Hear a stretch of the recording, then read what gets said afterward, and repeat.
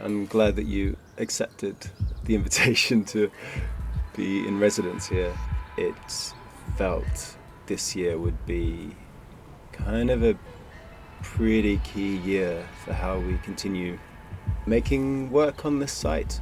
With all the social governmental restrictions with the lockdown, it felt more important than ever to have people still working on site and making content on site.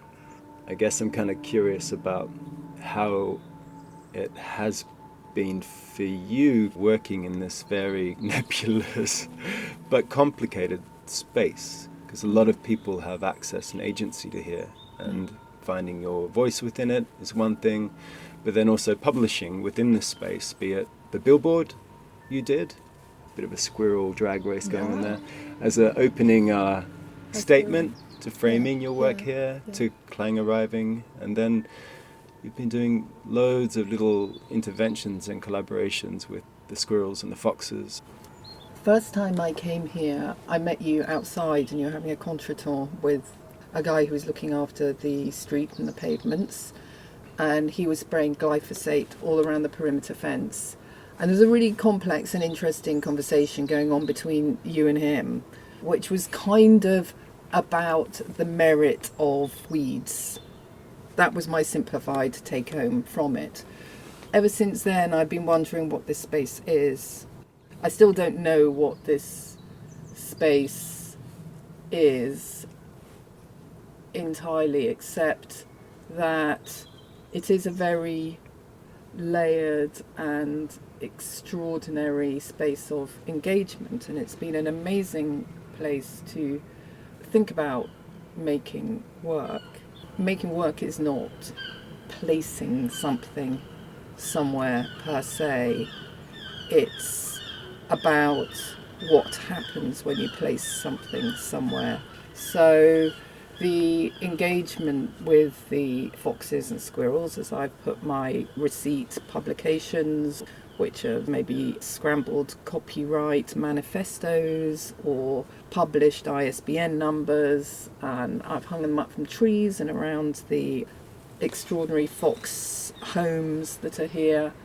And they do engage with them, obviously in a very different way to a human. That's become the work. How a fox might unearth a power sign which was procured from the City of London and buried under some earth here is the point. It's not the sign, it's what happened to it. It's not the word, it's how the word was interpreted and dealt with and felt and ignored and buried and unburied. And I guess as a local as well, during the time when it was really hard even to go to the studio, it was really hard to go and see any art, it was hard to engage with people viscerally in person. It's been an amazing privilege to be able to meet with people in this open-sided, yes, freezing shed. Spending that time here has allowed me to think about our vulnerability and also just talk a bit with other people about where we are. As we've been forced to pause, how then, when we take a deep breath and continue, do we do that? How we as a species start to really seriously reorganize ourselves and systems and ways in which we can do that, and accepting that there is a lot of complexity and accepting that we maybe don't know the answers, but the process is really fundamental. And rebuild language, because we have to accept the power structures that are embedded in our language, and how do we want to work with those and work against them, and how do we want to reuse them, and how can that language even be appropriate to describe this nature that we're sitting in? How can we make that language hold responsibility for itself, for its own history, and also for its potential future? But like being asked continually as a child, what do you want to be when you grow up? I think one of the big problems with being an adult is sometimes you feel like you need to answer things quickly.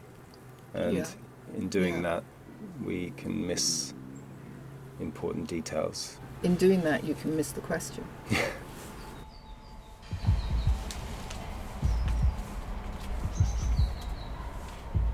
I'm sitting here with Michael Smythe and looking at his Phytology sculpture. And Michael, I am going to introduce you, and that's not an easy thing. And you work in many different fields. So, Michael Smythe, artist, activist, producer, horticulturalist. When you started to become involved with this space, the Bethnal Green Nature Reserve, did you approach it as an artwork in the first place? Because I know that this beautiful Phytology Medical garden that we're sitting looking at here is a sculptural work and was funded as a sculptural work and an artwork. So I'm intrigued. The one thing that I always was so confused about as a child was the constant question of what do you want to be when you grow up? I remember just being struck as a young child that I actually would like to be many things. And art was one of the subjects which allowed me to have agency and autonomy over how I could travel in terms of my research, my thinking, my doing. That sort of fast-tracked me into art school and training, where I was exposed to, in Berlin anyway, in the 90s, the teachings of Joseph Beuys, which, looked at usefulness and agency outside of the traditional gallery context. I was sort of more interested in the city, in the cracks, in the in-between spaces, in the sort of marginalized areas that were considered to be valueless, but actually there was huge complexity in. So all that informed my thinking around this space. The Phytology Medicine Garden essentially came about as a way to engage with the in-between, with the cracks in the city, with land, which is incredibly loaded, particularly when you look at the history of this patch of land. And I wanted to create an environment where I could engage with things like the soil, the seasons, and the people within and around my neighborhood. And starting this project, I was about experimenting with another way of cultural production that was a lot more exposed, I guess, to the elements in every sense. A lot more exposed to failures, to hot summers, to foxholes destroying things, to all these other kind of factors that aren't easily controlled or don't need to be controlled. I guess it's giving up authorship to a degree, which is something I've always been interested in.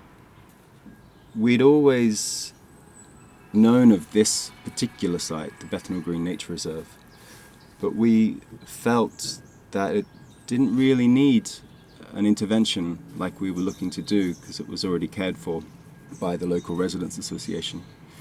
It turns out that actually they were beside themselves with concern because the local authority had designated this piece of land, which is a 1 acre chunk of the city with probably 85% woodland. They had deemed it as a development opportunity, mainly because they perceived it not as having the access that a park would have to justify its existence, which is a tricky thing to articulate. So we struck a deal. We would come in and cultivate a small corner of the nature reserve. We would then staff it with people skilled to interpret the site and also the medicine plants. It's notable that you had to justify the site and the credibility of it as a piece of nature, because it so absolutely is a piece of nature, but of course it doesn't have the normal signifiers of a park or a garden. It is much more a piece of land that appears to have been left to get on with it. So I guess then there are associations with abandonment. Yeah, and it's always changing, and it's always slippery, and it's always incredibly complex. We call it a cultural institute of exchange. We operate as a research centre in the broadest sense of the terms, where visual artists, ecologists, neuroscientists, landscape architects can come in and get a bit lost and not really know what they're doing here. The hope is you might come with something, but you'll soon get distracted by something else and then find yourself here 3 years later, still trying to kind of work out what it is. And actually, for me, it comes back to that idea of complexity. I just don't want to believe that we like simple. I think complexity is important for our health. Yeah.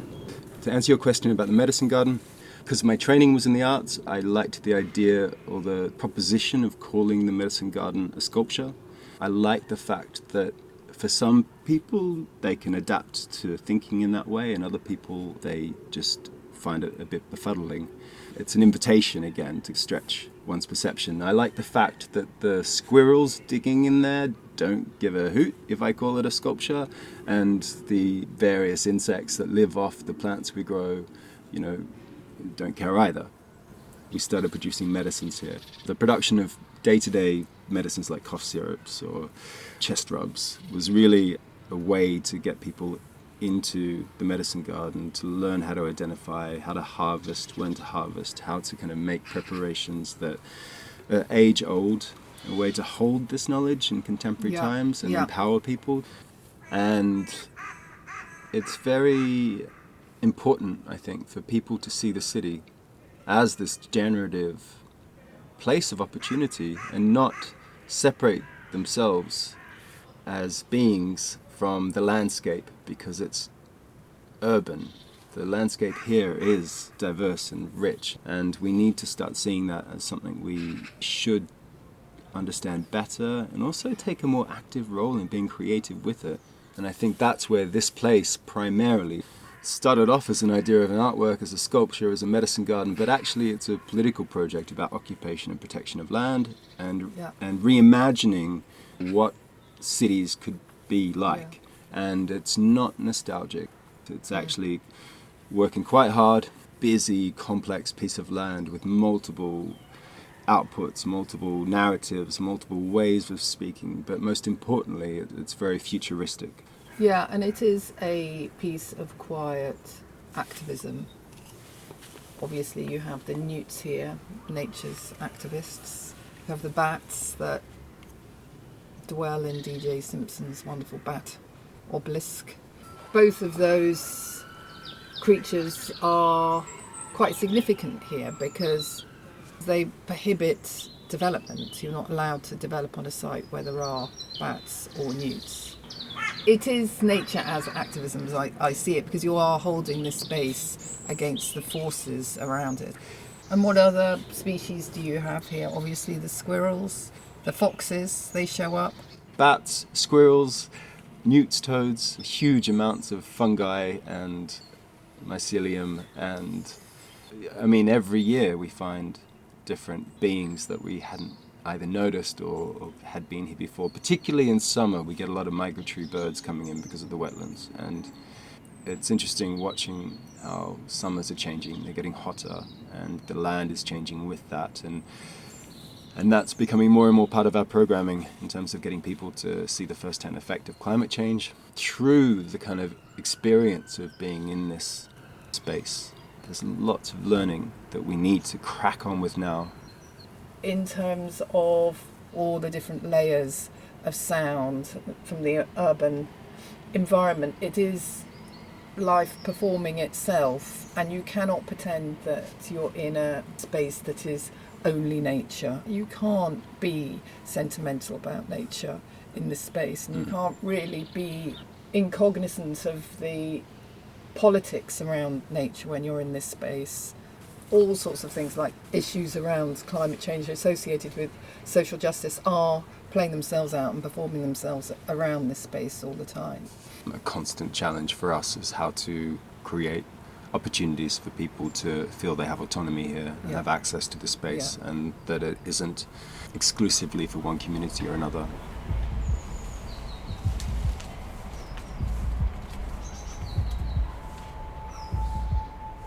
So Michael, here we are standing by Clang, my full stop sculpture, seeing it not so much as a full stop actually, but as a deep breath. It has these coordinates engraved in it, which are the coordinates of DEFRA and the Home Office, which is where it was previously deposited and surprisingly unwanted by Mr. George Eustace, the Environment Secretary, who had it uplifted. Here it is being a touchstone or a talking stone for these conversations around arts, ecology and the environment.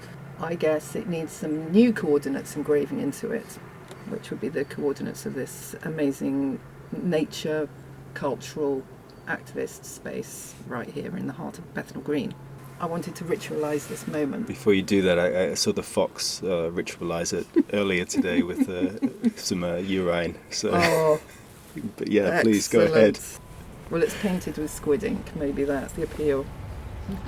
It's great to see Clang in situ here, quite a different situation than its last one, which was outside DEFRA in the Home Office. The Squirrel seems like. It felt incredibly ritualised bringing it in, like the conversation of preparing to bring it here, and everyone unanimously thought that having this sculpture come into this piece of land in particular was incredibly poignant for our own political approach in terms of demarcating land, in terms of holding space, putting a bit of a full stop in a development narrative, similar, I guess, to what you've done in the Dogger Bank with Greenpeace. Yeah, it feels really good to have Clang here because it's the third sculpture in what I saw as an ellipsis, so 3 full stops. Though now I think it should have been Peanuts that was brought here because the squirrels like it so much. And you're right, the process of bringing it in was highly ritualised, and that we worked with Greenpeace on that also felt important because it was a continuation of the action. There was a very strong ritualistic element to lifting the other 2 sculptures up onto the Greenpeace boat when it came up the Thames to pick those works up, and it was great that you were there that day. I was surprised by how emotional that moment was somehow. For a start, I had not expected the sight of this boat, the Esperanza, meaning hope, moored in the middle of the Thames, though it's a ship, not a boat. I keep being told. There was something about the ritual of all of that felt really important as part of creating the agency for these works to be taken out to the Dogger Bank and deployed into the water as agents for change, as a defence against a particular kind of bottom trawling and destructive fishing, and as sculptures for fish, and we won't see those works again, but the fish will. It was incredibly touching to be there to see those pieces off.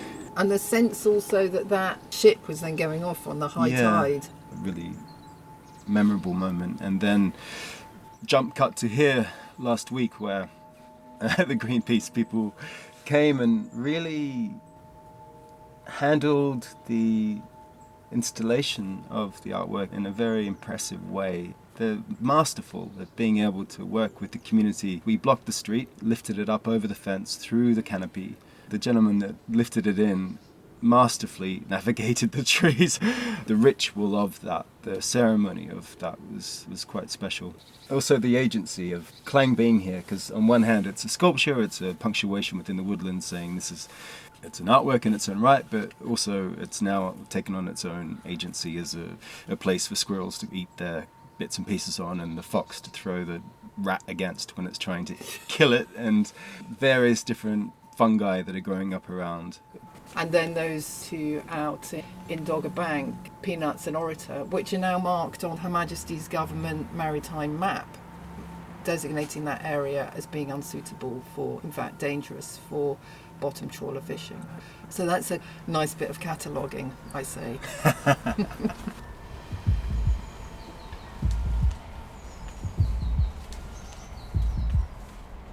The Squirrel's Heartbeat is hosted by me, Fiona Banner, aka The Vanity Press, and was made in collaboration with Michael Smythe of Nomad Projects. All of these conversations were recorded at the Bethnal Green Nature Reserve in East London. Production Alice Waters, audio production and sound design by Lucia Scazocchio from Social Broadcasts. This series is supported by the Arts Council England and the Bethnal Green Nature Reserve Trust.